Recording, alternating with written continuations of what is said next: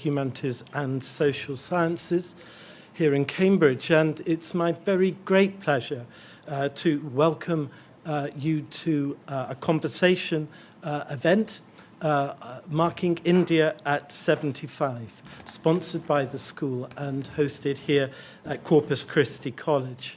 India at 75 is one of which I hope will be a number of occasions where we take the opportunity to reflect on India's past, present, and future.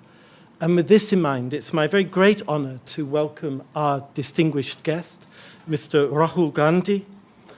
Mr. Gandhi, of course, is a leading parliamentarian of India. He's the elected representative of Wayanad in Kerala since 2019, a national leader of the Congress Party since 2004, and a central voice in current debates on the state of India's democracy, on economic development and social justice, and India's place in the world. In conversation with him this evening is Dr. Shri Kapila, a university associate professor in Indian history and author of Violent Fraternity, India's Political Thought in the Global Age, which speaks very directly to some of these themes. It will be no surprise to anybody that tickets for this event went in record time. I'm delighted to welcome you all. I'm delighted that Mr. Gandhi took time out from his really busy schedule to spend some time with us today. And without further ado, I give the floor to Dr. Kapila. Thank you. Welcome.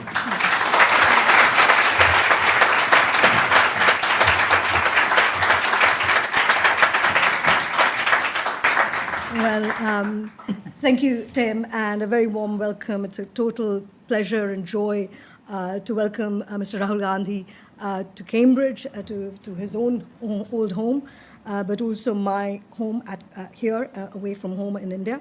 And it's particularly nice that he chose London and Cambridge to kind of break the sort of fasting that has gone in mobility during COVID. So it's great that you're here. And I'm not going to sort of give a longer introduction because everyone knows who he is, and it's a real honor to get the chance to speak with you on some of the most pressing issues, not just facing India, because India is certainly facing a turning point in its identity, but also globally. I think this is a moment of identity crisis, not just mere crisis because of Ukraine, because of China, and of course post-COVID. So let me actually say that, if we look at 1947 is a landmark event, of course, in world history, not because India is, of course, the first country to be decolonized from the empire since America. So that in itself is a landmark event. But also, the time was, if you look at Nehru, the old alum here, the great Nehru, who kind of is, synonymous with modern India, the idea of freedom and optimism really captivated Indians, despite, as it were, the legacy of partition, the violent legacy of partition. I think 75 years down the road, I think India looks quite different. I don't mean simply in terms of optimism or pessimism. Freedom certainly seems to be in short supply in an everyday sense in India. But also, I think, it's not really a secret that, in a way, India seems to be preparing for a new identity to anoint a different kind of India, perhaps in the centenary year of the formation of the RSS in 2025, which is to say that since the arrival of Prime Minister Modi, certainly in the second mandate, we've seen an aggressive recasting of India's legal and cultural institutions to redefine its compact, not just with its own citizens, but also in the world at large, its own identity in foreign policy terms. So let me, let's break all of this down, but first ask you how you would describe the state of play in India at the moment. Why don't you move ahead? Yeah. So, this is that. You have to move the chair closer, I'm afraid.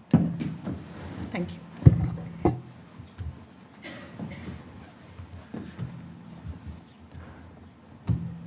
So if you look at the Constitution, and I said this in a speech in Parliament some time back, India is not described as a nation, it's described as a union of states.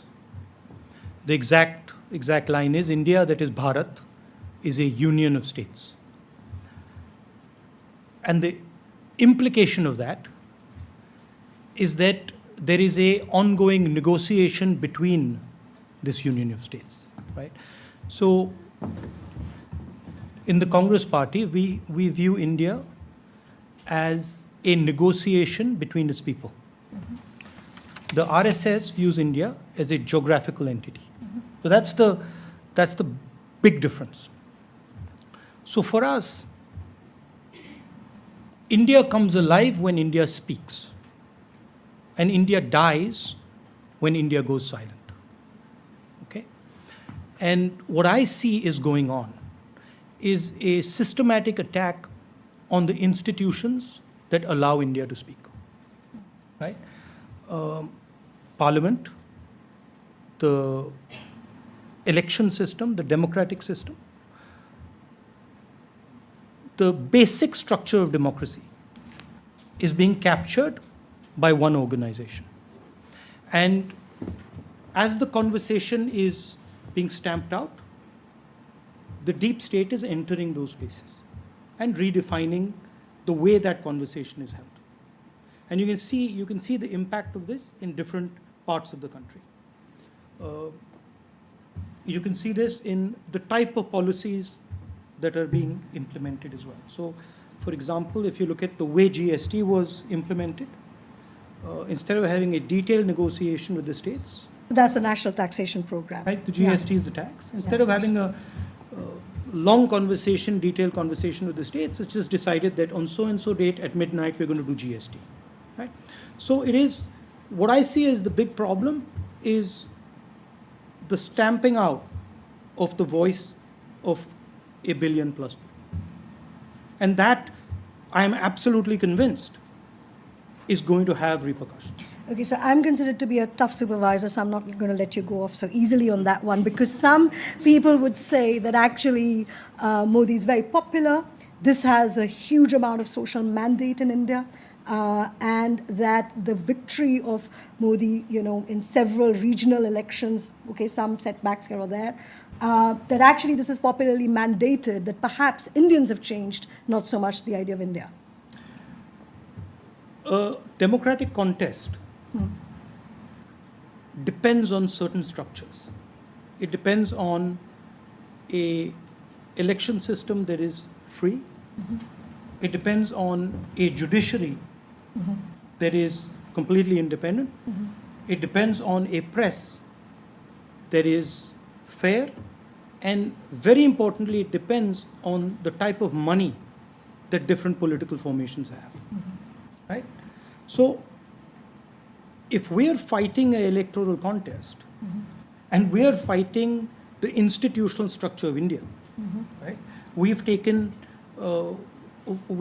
things to the Election Commission, and we get no response, right? There are you can see the press in India. I mean, the press, if you look at the television in India, there's one gentleman who's on it all the time, nobody else, right? So, I mean, We know, yes. that's, you see one gentleman there, and he's the only gentleman who occupies that space. Now, in a sort of 21st century environment, where your means of communication is media, where your means of communication is social media, and they have total dominance over those, of course it will affect the mandate. So you think that, in a way, the story of Hindu nationalism, how would you kind of want to assess the ascendancy of the idea of Hindu nationalism in relation to, say, Nehruvian India, or what Congress stood for, which was a multi-religious social compact? So don't you see that contest is much more about, this is not unique to India, you're seeing such exclusive forms of neo-nationalisms across the world. So how would you kind of, how would you want to sort of make a plea now for, as I said, for the older idea of India? Is it sort of worn out? Does it need? I'm not going to make a plea for it. No. That idea exists in India. And that idea is going to fight back. Now the question is, how is it going to fight back? That's right. Right? You can't impose a one ideology on a place that is as complicated as India, and you can see it. So as they push this sort of centralizing ideology, you can see the result in states like Tamil Nadu, you can see the results in states like Punjab, you can see the results in the Northeast, right? So you are putting pressure on the union, on the conversation, and it's going to react. If you think that it's not going to react, well, you're in for a surprise. So then, put this on the kind of democratic map or the political map of India, do you think that this poses a particular challenge to the Indian National Congress? Because one of the things that struck me, because I teach a course on Indian democracy here, it struck me is that India is unique from other mass democracies, say like America or Britain, which have always had a two-party system, right? You had the Tories and you have, the Labour Party. And India, you've always had one national party and lots of regional parties.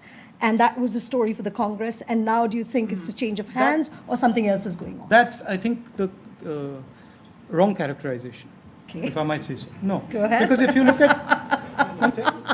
you look at, again, view India as a union of states. Now tell me which state has more than two parties. Tamil Nadu has two parties, UP has broadly two parties. So Madhya Pradesh has two parties, Rajasthan has two parties. No, I meant it at the national level. No. In our system, if you're going to compare a United Kingdom, right? Think of India much more like Europe than you think. That's right. Than like England, right? India is much closer to Europe than it is to England. How many languages are spoken in England? Don't shame the English now. Right? Don't shame the English. It's just, One? we grew up with three, they grew Okay, up with maybe half, two. So no, but we have to get this right, because if we're going to understand it properly, we have to get it right. So it's much more accurate to think of India like Europe and think of a Europe that is politically and economically united. That's what India achieved Agreed. 70 years ago. Agreed. Right? Which, by the way, Europe hasn't achieved yet. No, it's a federation and broken again. And it's under pressure. So what was achieved 70 years ago was quite a powerful, unique thing. Absolutely. Right? But it requires conversation between these states. Now, where does the question of the Congress Party and the BJP come in? The National Party, right, is the party that stitches up the conversation. That's right. Right? So, actually, I don't see it as a real challenge for the Congress Party.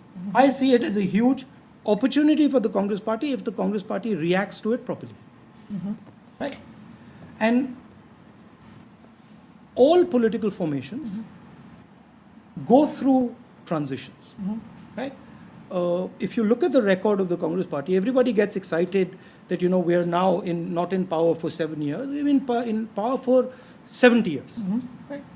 And we've played a significant role in developing the country and in bringing India to where it is. Of course, we need to reinvent ourselves. That's right. We need to rethink. We We need to rethink what our role is. We need to rethink how we interact with the people. So what would be the first thing you would think requires a rethink? The first thing that requires rethink is opening the doors of the Congress Party and bringing in millions and millions of youngsters into the party. So a new, Right? That's the first the thing. millennium. Okay. All right. Now, you're clapping, but this is not so easy. Yes. This is not, I see, when I was your age, I was like, yeah, that thing's easy to do. Yeah. But after a while, it's not so easy to do. It can be done, it takes time, but it's not so easy to do. The second thing is that there's a ideological fight going on That's in right. India, right? There are two visions. One vision that says essentially the BJP vision, RSS vision, says the social order needs to be protected. Right? India should progress, but people shouldn't move up and down the social order. And what we are saying is that one man, one vote, everyone should have equal opportunity, everyone should have equal access. This is a contest. No, I get that, and that takes me straight to the question of the economy, because, of course, the UPA government in particular, and just years preceding to that, was the high moment of India, both in the global stage, but also the liberalization of the Indian economy, the rise of big tech in India, and of course, the most ambitious and largest welfare programs in the world, such as the Manrega, the minimum employment guarantee scheme. Now, the question really is that sort of model, in the sense you had high growth, high private investment, high liberalization, high interaction with the global economy, but also high public spending in India. That, with under UPA, and that seems to me, and again, correct me if I'm wrong, that model doesn't seem to be a Modi's model, because he has very targeted welfare schemes. It's a whole. So in a way, the economic kind of basis, economic policies also that the UPA laid down, your government laid down, seem to be changing. So where do you see the kind of economic scenario at a time, actually, it coincides also with deglobalization. So UPA was part of the global moment of, accelerated connectivity in the world. And now for the last 10 years, 12 years after financial crisis, there's a kind of slow deglobalization, which is accelerated, it seems, after COVID. And men like Modi seem to have gained under such conditions. So how would you do that? On the sort of Hindutva side and on the exclusion side, Modi is different than the Congress. Of course. Right? But on the economic side, Modi is taking what was sort of our middle of the road balanced ideas to an extreme. Right? Say more. We were trying to balance the rural and the urban, for example. We were trying to balance big business and farmers and laborers. He's not really interested in that balance. His idea is, I get the sense he thinks of the Korea model, where you have large, big sort of chaebol, right, that monopolize, and then I think he thinks he can give a sort of payoff to large numbers of people and let these people concentrate power and wealth. Right? In my view, that won't work in India. Why? You get a huge backlash. Right? You will get a backlash that you will not know what's hit you. The other point is that view these things as a continuum. Right? Don't view them as UPA did something and now Modi is doing something. They feed into each other. So what do I mean by that? We did Narega, right? Most people think Narega is a handout to poor people. No, I don't, but yeah. If you ask most Indian people, what is this Narega? They'll say, well, why are you making people lazy? Why are you giving them, money in their pocket, etc., etc. Actually, Narega was a labor market intervention, right? And Narega created a massive reaction in Indian farmers. It was a very powerful move, but it created a particular reaction, right? And then that reaction feeds in to what comes after. What I'm saying is, don't think that good policies carried out now won't later create a backlash that gets you something that doesn't look anything like what you were doing. Right? For example, Aadhaar. We had a totally different vision for Aadhaar. So let me just say, Aadhaar is universal identification in India, which was brought in. Your government had thought about it, had piloted it, but it became standard procedure now in India. So we put in Aadhaar, which is sort of a unique identity. Right? And in our wildest dreams, we didn't imagine what Aadhaar would be used for. Yes. Right. So that sense has to be there. You have to have a sense that something that you do right now looks very good can suddenly take another turn under another administration. So you mean it's more about surveillance rather than about Today? Yeah. So Today, yeah. Aadhaar How would you has describe it's become a weapon. Okay. It's become a political weapon. So that actually takes me to the question on, on actually big tech. This is Cambridge. This is the place where a lot of the tech happens for Britain. And, of course, there was Cambridge Analytica, as you know, from here on misinformation, and in which actually several Indian elections were involved, as you know, quite apart from Brexit and what happened on the international stage. You mentioned monopolies also as well. So they're two related questions, or you might want to take them separately. But it's sort of, even Biden is facing the question of monopolies, particularly around big tech. And it's going to be a big story about his presidency, whether that's going to be regulated or not.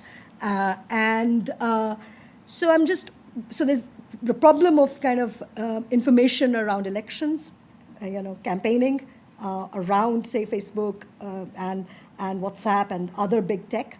And then there's a related question of monopolies, which in India is not a tech monopoly. In America, it's a tech monopolies that they need to be broken.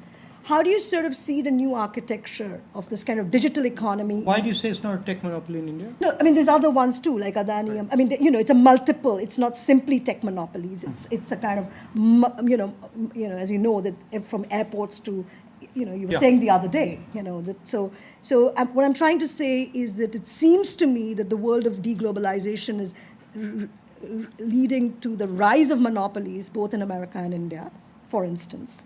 And in India, it's kind of couple of places, but in America, it's much more about tech, as you know, and these are also related to politics, because how are we now going to conduct elections? Well, I'll tell you my personal experience. I don't believe that the large social media companies are neutral. Mm-hmm. I just don't believe that, right? At least my experience in Indian politics. Mm-hmm. And I can give you examples. I'll give you one personal example where on my Twitter account, I was getting 40,000 new users a day, right? And then I went to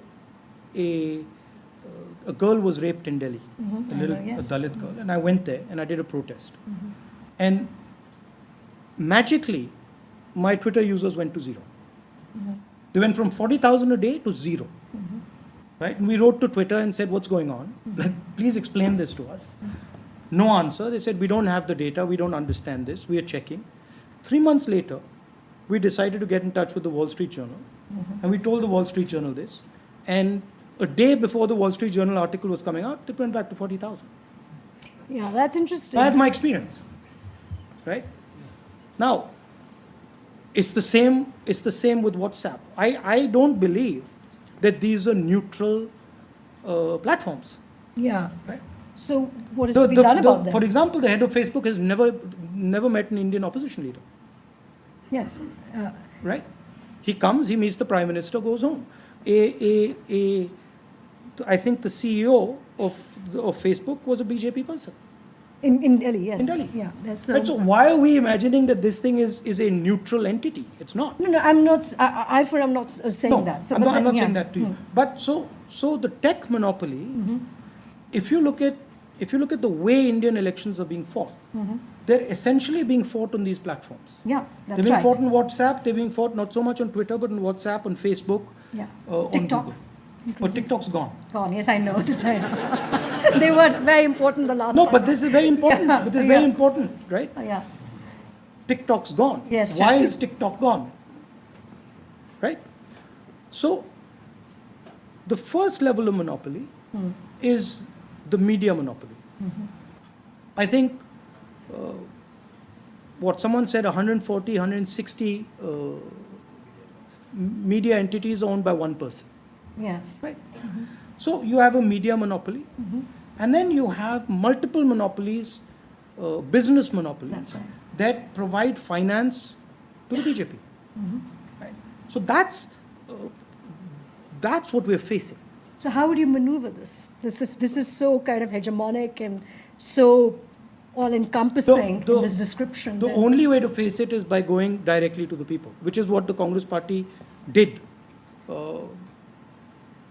before independence. That's the only way to face this. So back to Gandhi. Back to Gandhi.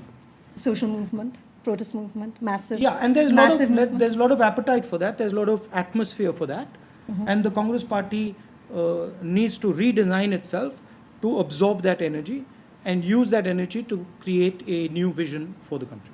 Well, that's the.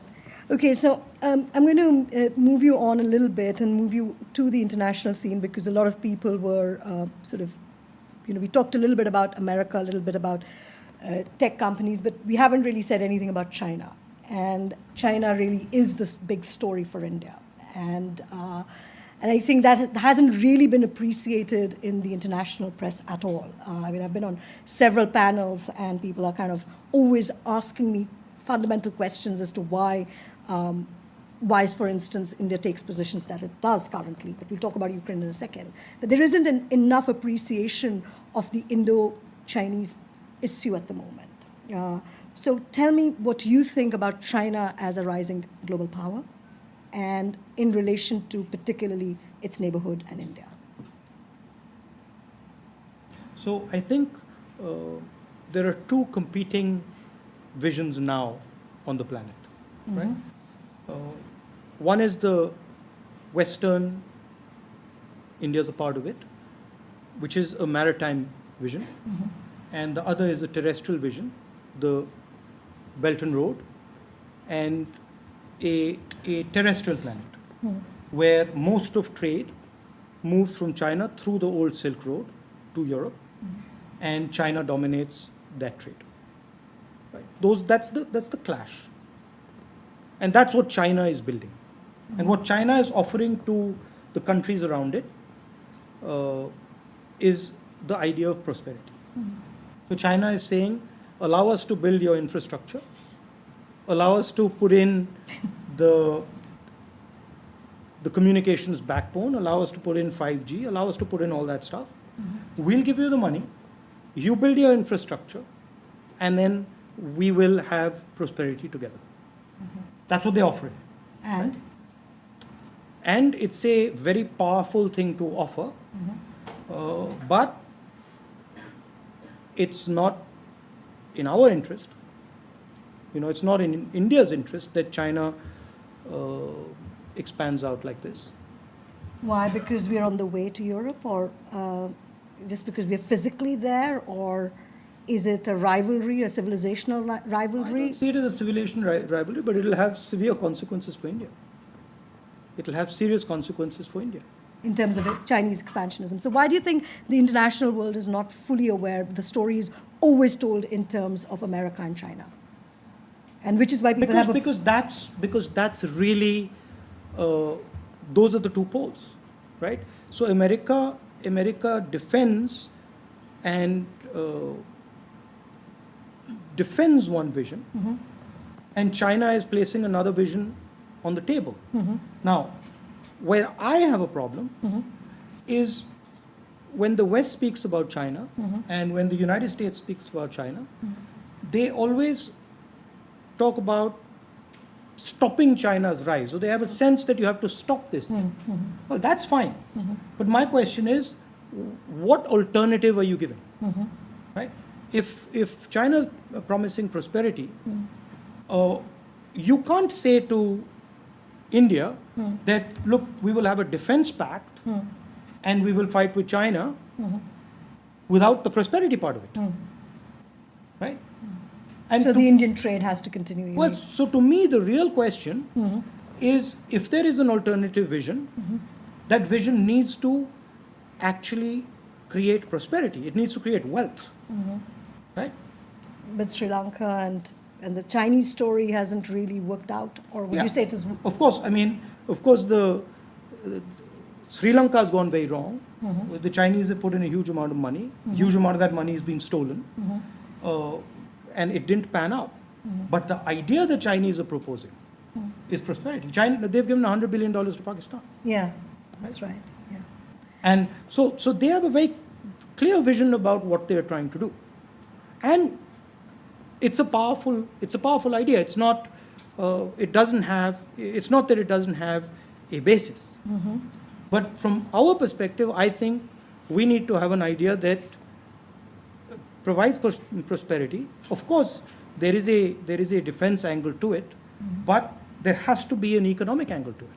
Right. And currently, I don't see the economic angle to it. So Our relationship with the United States, yeah, for example, yeah, is hugely about defense. that's right. It's moving that way.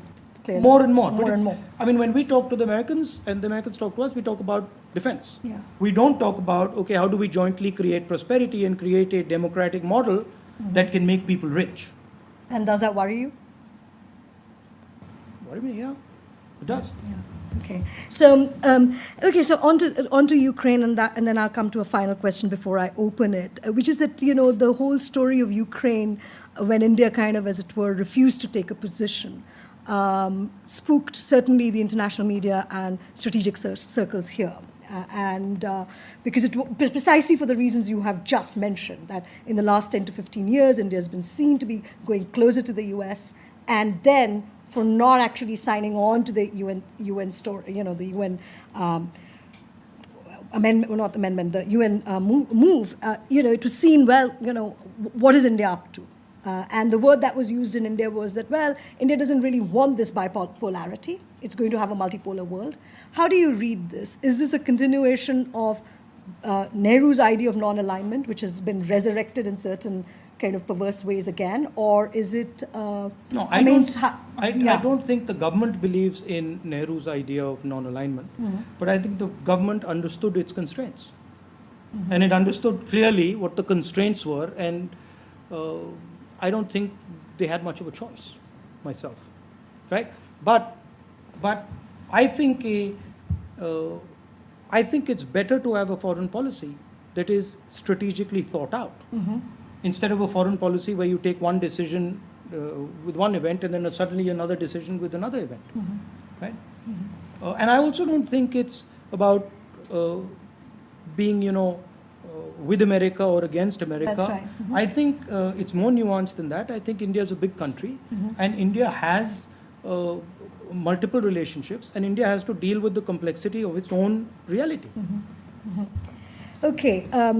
So, I'm going to ask a slightly semi-personal question, and then I'm going to open the floor, which is because, obviously, 75 years, we can take small bite sizes into the last opening decades and now more recent decades. But actually, there's a middle period, and you and I both belong to that middle period of that generation, which is that we are not Midnight's children. We are born in the 70s. We don't have any of the optimism that our parents' generation had. And we, of course, also grew up with a lot of collective violence around us. I in Punjab, but I was not alone. There were people in the Northeast, Kashmir.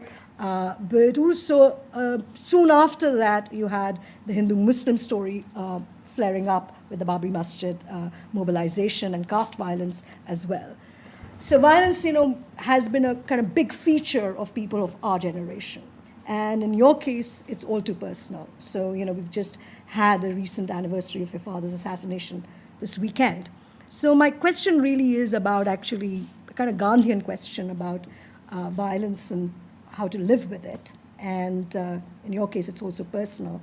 And so could you sort of say a little bit on your own personal resilience on it, but also how you envision the compact between violence and non-violence in Indian society?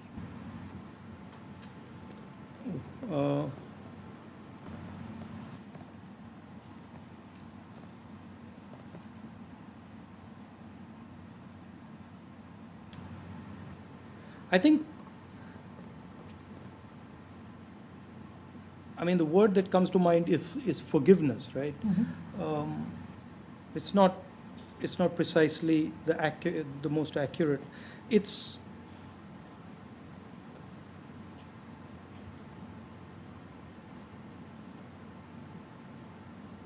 how to put it? You realize. I'm thinking. You realize, right?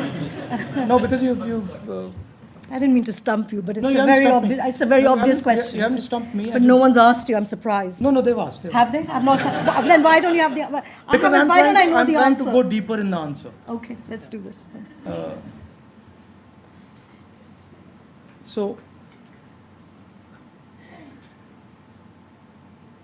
I think in life, you will always, especially if you're in places where large energies are moving, right? You will always get hurt.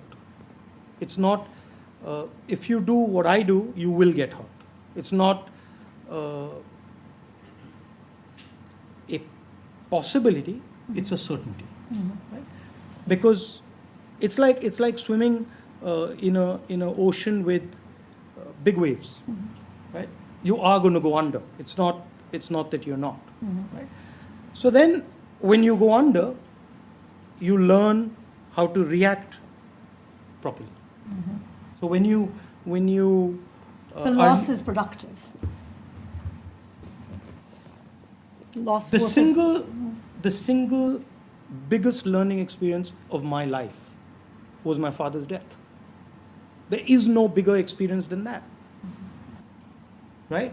Now, I can look at it and say, the person who, or the force that killed my father, caused me tremendous pain. Sure, it's correct. As a son, I lost my father, and many of you would have, and that's very painful.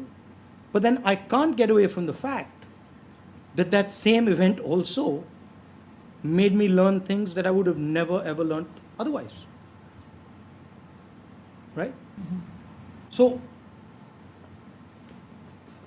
as long as you're ready to learn, it doesn't matter how nasty people are or how evil people are, as long as you're ready to learn. If I turn around and, Mr. Modi attacks me and I say, oh my God, he's so vicious, he's attacking me. That's one way of looking at it. And the other way of looking at it is say, great, I just learned something from him. Give me some more. Okay. Very Gandhian. But now, yeah, with you. No, but you come to this, right? When you're facing an attack, you come to this. There is no other realization possible. It's like that. There's a poem. I don't remember the name. It's written by, I think it's a Palestinian person All right. who's been put in jail. Okay. I'll send it to you. Okay. And he's talking to the jailer. And the jailer, he says to the jailer, look, from the small window of my cell, I can see your big cell. Right. Right? So everyone's in jail. Right. Right? Right. And you've got to be able to see that properly. Right. And if you see that properly, then you can figure out ways to deal with it or ways to get out. Thank you. First.